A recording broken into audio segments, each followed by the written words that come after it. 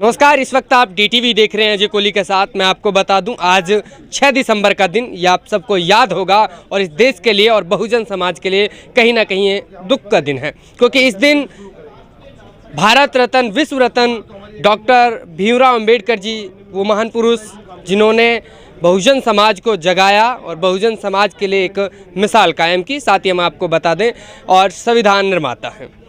सभी को सम्मान दिया, चाहे स्त्रियों की बात करें, चाहे बहुजन समाज की बात करें, पिछड़े वर्ग की बात करें। तो आज बात करेंगे उनके इस महापरिनिर्वाण निर्माण दिवस पर क्या एक संदेश दिया गया। आज हम नुहू में हैं और नुहू में हमारे साथ इस कड़ी में जो मौजूद रहेंगे डॉक्टर कैडी जी, मोहित कुमार जी, उनसे बातें करेंगे। और भी नुहू लल्हड़ के सीएमओ हैं। सर, अगला दिन है जिस दिन बाबा साहब हमें शारीरिक रूप से छोड़कर चले गए। सबसे पहले मैं ये जानना चाहूँगा सर, आज ही एक जो मीटिंग रखी गई, समाज के लोगों को कहीं ना कहीं जगाने का जो काम किया, क्या एक संदेश इससे दिया गया था?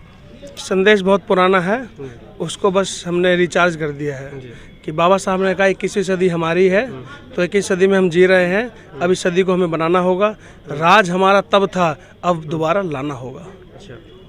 क्या लगता है कि लोग जिस तरह आज इकट्ठे हुए, लगातार मीटिंगें की जाती हैं, एक माला में उनको पिरोने की कोशिश की जाती है, लेकिन फिर भी नज़र आता है कि कहीं ना कहीं वो एक होने में नहीं दिखता है। तो आप लोग जैसे प्रयास कर रहे हैं, तो क्या लगता है कब तक राज की जो बातें करें, कब तक यहाँ इस सदी में आप लोग संसद पर डंका बोलेंगे? देखिए, मैंने मन से बहुत साफ साफ एक बात कही कि बहुजन राज आए बिना मैं इस दुनिया से अलविदा नहीं हूँगा। मेरा पूरा जीवन इसी मिशन को समर्पित है और वो दिन दूर नहीं है। सदी 10-15 साल की बात है बस, मैक्सिमम। अगली 2 योजना में हम आपको दिखा देंगे कि ये नौजवान, समाज का नौजवान गद्दी पर बैठेगा। साथ ही बात करेंगे क्योंकि 6 दिसंबर के ही दिन बाबरी मस्जिद, कहीं ना कहीं जो मुस्लिम समाज है वो लोग इसको एक ब्लैक डे के रूप में मानते हैं। कहीं ना कहीं ये बातें है कि जो शासन प्रशासन की बात करें कि कहीं वो एक ना हो जाएं, या फिर यूँ करें कि देश में कहीं ना कहीं झंडा ना लहरा दें, तो कहीं ये बातें आपको कहाँ तक सीमित लगती हैं और इस पर आप क्या कहना चाहेंगे, क्या विचार रखना चाहिए? देखिए, सियासी मसले हैं, उन्होंने कौन सा दिन चुना ये गलत है। बाबरी मस्जिद जो भी था, उस प्रकरण को हम कभी सही नहीं मानते हैं, लेकिन सियासी मुद्दे हैं, इस पर मैं ज़्यादा नहीं बात करना चाहता। गलत हुआ ये तय है, और मुझे जहाँ जहाँ मैं जाता हूँ मुझे तो बहुत प्यार मिलता है। मेरा समाज बहुत भोला है, उनको समझाने की देर है। लोग, नेता उनको बरगलाते हैं, मूर्ख बनाते हैं, लेकिन अगर आप उनको समझाएंगे तो निश्चित तौर पर वो आपके साथ कंधे से कंधा मिलाकर चलेंगे और मिशन ज़रूर पूरा होगा। क्या मिशन है, थोड़ा एक बार फिर से हम दोहराना चाहेंगे डॉक्टर साहब? मिशन भाई, राज हमारा, क्योंकि वोट हमारी, राज तुम्हारा नहीं चलेगा।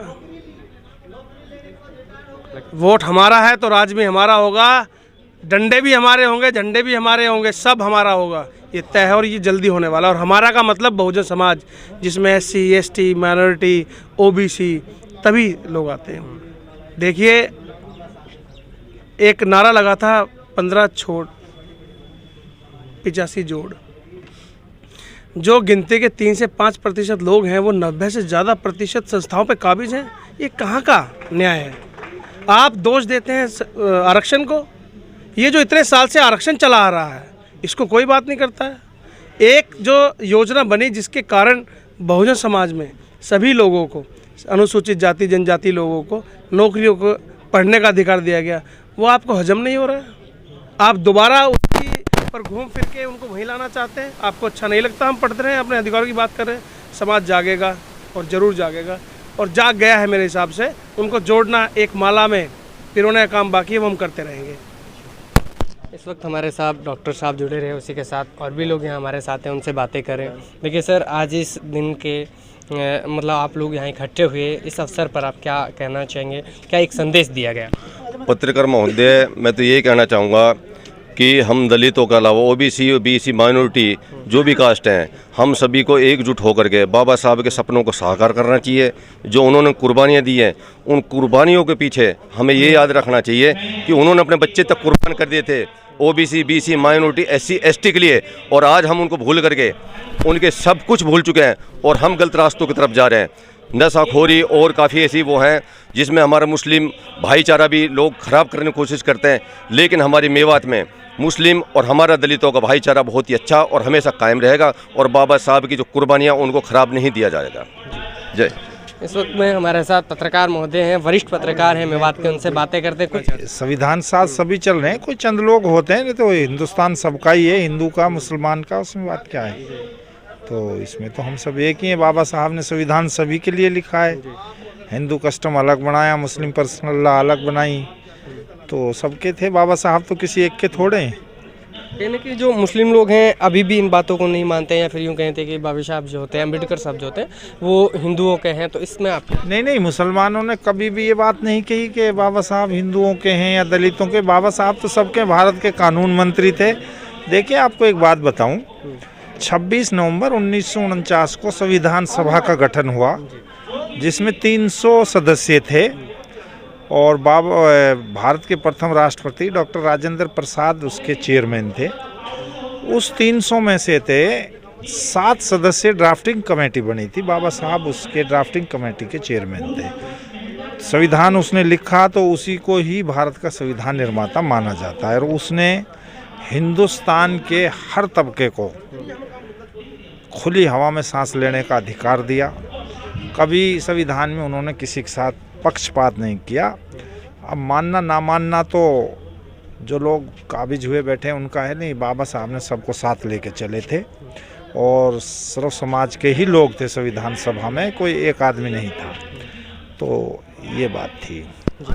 धन्यवाद। हम आपको बता दें, आज 6 दिसंबर का दिन महापरिनिर्वाण दिवस इस दिन मनाया जाता है, क्योंकि डॉक्टर भीमराव अंबेडकर विश्व रत्न जो थे उनका आज पुण्यतिथि थी, या यूँ कहें कि 1956 को 6 दिसंबर को उनकी अंतिम सांसें, और यूँ कहें कि इस दुनिया को उन्होंने अलविदा कहा था। तो इसी हम आपको बता दें, जो बहुजन समाज के लोग थे उन्होंने इस जो उनका मुहिम थी, यूँ कहें कि उनका जो मंत्र था कि सबको शिक्षित करना है, संघर्ष करना है और संगठित रहना है, उन्हीं मूल मंत्रों को फिर से दोहराने के लिए, रिचार्ज करने के लिए लोग लगातार इकट्ठे होते हैं और इस दिन को वो दुख के रूप में मनाते हैं। आपने देखा कि डॉक्टर कैडी साहब ने तीन का मशहूर इलेक्ट्रो होम्योपैथी अस्पताल, जहां बिना इंजेक्शन ऑपरेशन के होता है इलाज, जैसे लकवा, गुर्दे या पित्त की पथरी, दमा, सांस, फेफड़ों की बीमारी, कोलेस्ट्रॉल, दिल की नसों में ब्लॉकेज या सूजन, बच्चेदानी में रसौली या गांठ, सफेद पानी, शुगर, बीपी, थायराइड जैसी बीमारी, जोड़ों का दर्द, डिस्क स्लिप, घुटने व कमर दर्द, पीलिया या पुराना बुनियादी बुखार,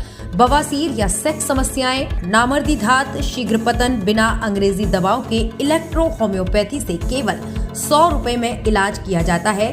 यहाँ पर life care institute of medical science में सभी डिप्लोमा कोर्स जैसे BEMS, CMS, ED, DMLT, ANM, GNM जैसे नर्सिंग कोर्स कराए जाते हैं।